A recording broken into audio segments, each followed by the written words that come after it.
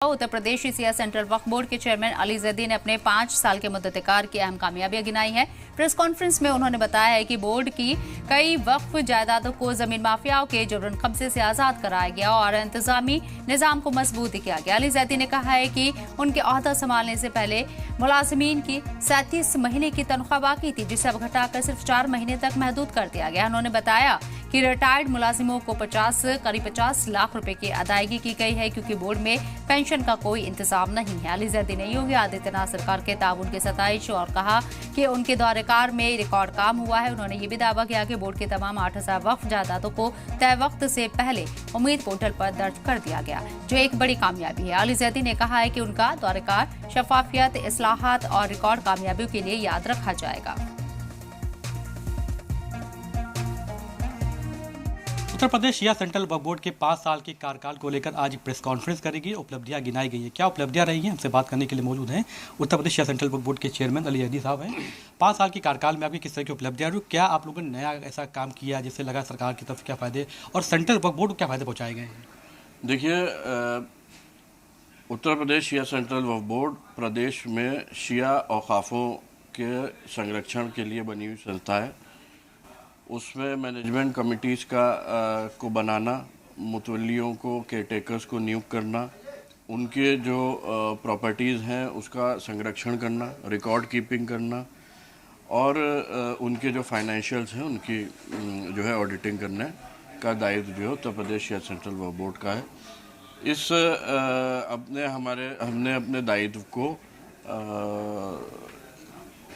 Record रूप से जो है अपने कार्यकाल में जो है हासिल किया अपने मकसद, और जितनी भी हमारी बड़ी इबादत गाहें जो औकाफ की थी उसमें रिकंस्ट्रक्शन, रेनोवेशन के काम के साथ उनकी आमदनियों को करीब 4 से 5 गुना बढ़ाया गया।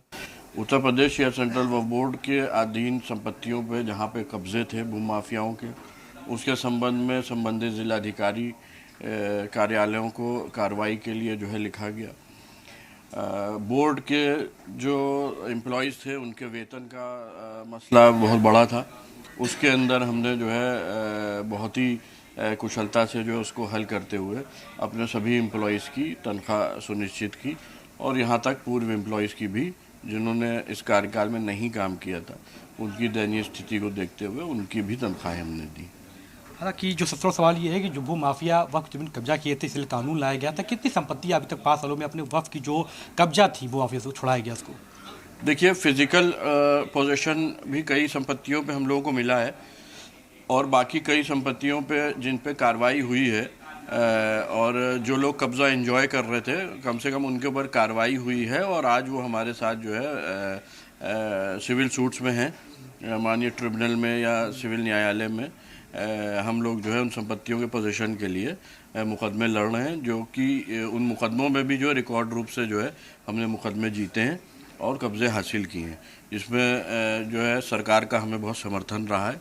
ज़िला प्रशासन का जो है कई जगह पे बहुत अच्छा जो है समर्थन हमें मिला है। लगता है कि पहले के जो चेयरमैन थे, क्या ऐसे कुछ स्कैम निकल के आए जब कार्यकाल संभाला आपने? क्या उसको लेकर कोई आपने लेटर लिखा, कोई कार्रवाई की बात करी कि पहले हाँ कुछ ऐसी ज़मीनों पे जबरन कब्जा किया गया या वक्फ डिलीट किए गए थे? जी देखिए, पूर्व में बोर्ड आप लोग जानते होंगे कि सपा सरकार रही हो चाहे बसपा सरकार, एकदम प्राइवेट लिमिटेड कंपनी की तरह चलाया गया। यहाँ ना मंत्रालय का कोई हस्तक्षेप था, ना अधिकारियों के कोई हस्तक्षेप रहते थे, और यहाँ जो लोग बैठते थे वो सब सियासी लोग थे और अपने जो है पावर का इस्तेमाल करके अपनी मनमानी करते थे। हमने ये सुनिश्चित किया कि बोर्ड जो है एक्ट के हिसाब से और माननीय न्यायालयों के आदेशों के प्रकाश में चले और वक्फ संपत्तियों का संरक्षण हो। जो वक्फ संपत्तियां हैं उनके कब्जे वापस होएं, उनका संरक्षण हो, और पूर्व बोर्ड में जो संपत्तियां वक्फ के नाम पे गलत तरीके से लोगों की, चाहे वो मुसलमान हो चाहे हिंदू हो, मुसलमान उसमें ज़्यादा पीड़ित हैं अवैध तरीके से वक्फ में जो है संपत्तियां दर्ज कराने में, नॉन मुस्लिम भी पीड़ित थे।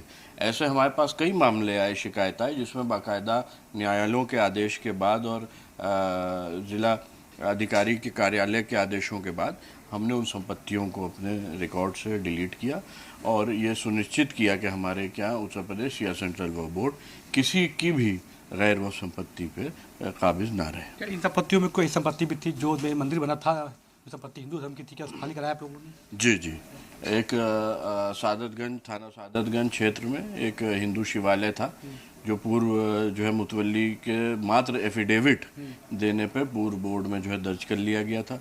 ऐसे ही डालीगंज क्षेत्र में एक बहुत ही पुरानी धर्मशाला और कुछ जो है प्राइवेट प्रॉपर्टी नॉन मुस्लिम्स की दर्ज कर ली गई थी। इसी तरह थाना जो है ये आपका हुसैनाबाद क्षेत्र में कुछ प्राचीन मंदिर जो थे नदी किनारे, वो संपत्तियां अवैध तरीके से बिना किसी आदेश, बिना किसी रिपोर्ट के, बिना किसी सर्वे के वक्फ के रिकॉर्ड में चढ़ा दी गई थी, जो कि माननीय विधानसभा समिति की परीक्षण के बाद उनकी सिफारिश पे हमने डिलीट की। सवाल ये भी, ये कुछ संपत्तियां वक्फ की ऐसी भी पाई गई हैं क्या जो लोग खाली करा रहे हैं, जिसपे कुछ स्कूल कॉलेज बनाने की कोशिश कर रहे हैं या बच्चे तो पढ़ सके, अच्छे काम कर सके? जी देखिए, हमारे पास थाना सादतगंज क्षेत्र में जो है एक संपत्ति थी कि जिसपे लगातार जो है इंक्रोचमेंट हो रहा था।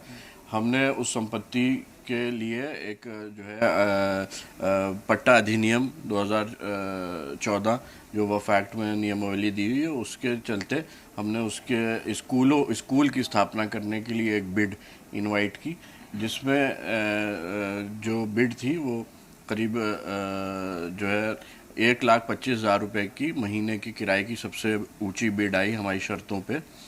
और उसको हमने जो है यूनिटी इंटर कॉलेज जो होगी बहुत ही जो है मशहूर स्कूल है लखनऊ का, पुराने लखनऊ का ख़ास करके, और लाखों बच्चे वहाँ से जो है पढ़ाई करके निकले हैं और अच्छी पोजीशंस पे गए हैं। उनको हमने उस स्कूल को देने के लिए जो है प्रोसेस किया और अब वहाँ पे वो हमारी शिया कम्युनिटी के क्षेत्र की सबसे घनी आबादी क्षेत्र है, जहाँ पे जो बहुत से प्राइवेट स्कूल्स थे जो बहुत ज़्यादा जो है पैसे ले रहे थे और लोग बड़ा मजबूर थे वहाँ अपने बच्चों को पढ़ाने के लिए। अब वहाँ पे करीब 2 लाख शिया मुस्लिम आबादी क्षेत्र में इतना 80,000 स्क्वायर फीट पे करीब जो है एक बड़ा स्कूल प्लेग्राउंड के साथ हमारी कम्युनिटी के लोगों को बहुत ही जल्द जो है अवेलेबल होगा, जिससे हमारी कम्युनिटी में शिक्षा। आगे सवाल ये है कि जो सरकार वक्फ कानून लाई थी, इसी तहत कितनी संपत्ति आप लोग की बची थी, सब दर्ज हो चुकी है आपके कार्यकाल में? देखिए, हमारे करीब 100% औकाफ जो है उम्मीद पोर्टल पे दर्ज हो चुके हैं। अब जो कार्य बचा है वो लोगों द्वारा औकाफ की संपत्तियां जो दर्ज कराई गई हैं उनके वेरिफिकेशन का काम बचा है और वो हमारे यहाँ बोर्ड में चल रहा है। जिन औकाफों में त्रुटियां आ रही हैं, संपत्तियों को लोगों पारदर्शिता नहीं है, उनको रिजेक्ट किया जा रहा है और उसके लिए जो है सक्षम जो है अधिकारियों के या कार्यालयों के कागजात मांगे जा रहे हैं। बात करने के लिए साम टीवी से, तो ये थे हमारे साथ शिया सेंट्रल वक्फ बोर्ड के चेयरमैन अली जैदी हैं।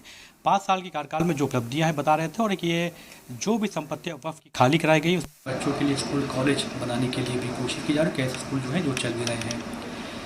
कैमरा पर्सन दिवाकर साथी के मसलाम टीवी।